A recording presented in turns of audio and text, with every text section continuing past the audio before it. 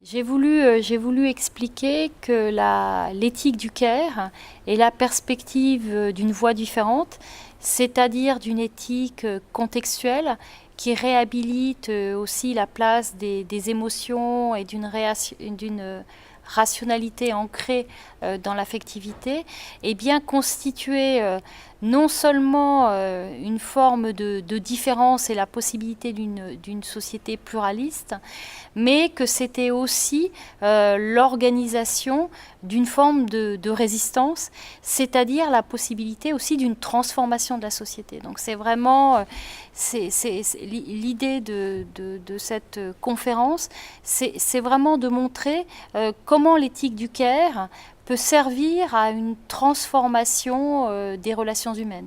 Et donc de relations humaines qui sont plus à même de combiner le souci de soi et le souci des autres, qui sont plus à même de penser la notion de collaboration, qui sont plus à même de rendre les relations de travail moins conflictuelles, qui sont plus à même aussi de mettre en avant dans l'organisation du travail la possibilité aussi de relations horizontales et de relations aussi du coup d'inventivité d'une certaine manière dans le travail.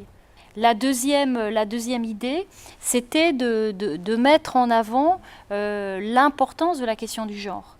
Parce que le genre, c'est le fait de relations de pouvoir qui passent donc par la figure des relations sexuées.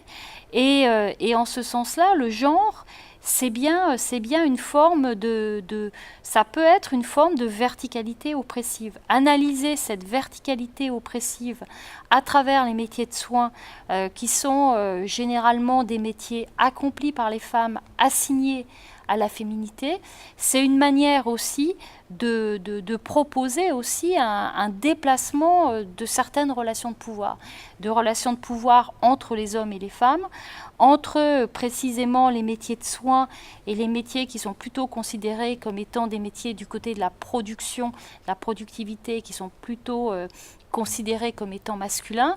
Donc c'est une façon aussi de déplacer les perspectives, le genre, et de déplacer les perspectives quant à la manière dont on qualifie le travail, dans une différence souvent entre justement des services qui seraient dévalués et puis des métiers qui seraient davantage du côté de l'argent, de la productivité, de la société de marché, de la rentabilité.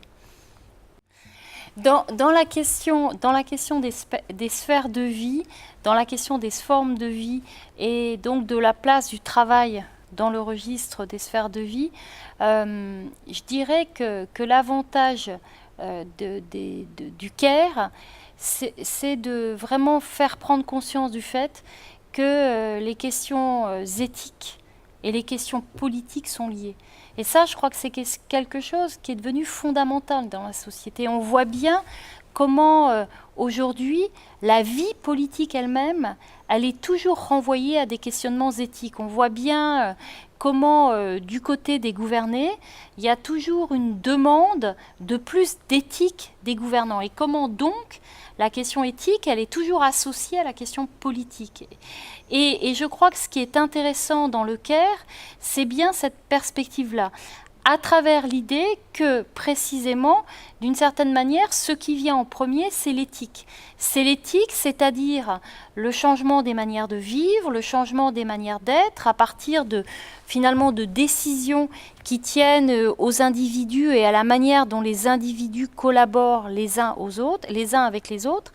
Et comment après, finalement, ces déterminations éthiques, ces manières de vivre, ces manières de travailler, de faire autrement, eh bien, elles peuvent dessiner une politique. Et donc, elles peuvent conduire à de nouveaux dispositifs politiques, elles peuvent conduire à de nouvelles formes d'institutions, ou en tout cas à un changement des institutions, à un changement des entreprises. Et donc, l'un des points essentiels, c'est cette question de l'éthique. Moi, je crois que l'éthique, c'est la grande question du XXIe siècle.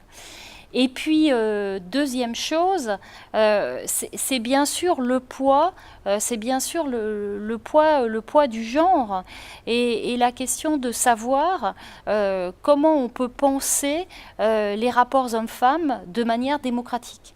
Et qu'est-ce que ça veut dire qu'introduire de la démocratie, c'est-à-dire de l'égalité dans les rapports hommes-femmes? C'est pas seulement une question d'égalité de droit. C'est aussi une question d'égalité dans les différentes sphères de vie, c'est aussi une question d'égalité de reconnaissance, c'est aussi une question d'égalité dans les différences de mode de vie, dans les différences de pensée. La question de l'égalité, elle ne peut pas se réduire à la question de l'égalité des droits. Elle concerne aussi la figure finalement de la manière dont le sujet raisonne, de la manière dont il ressent des choses, de la manière dont il se remporte au conflit, à l'obéissance et à plein d'autres choses également.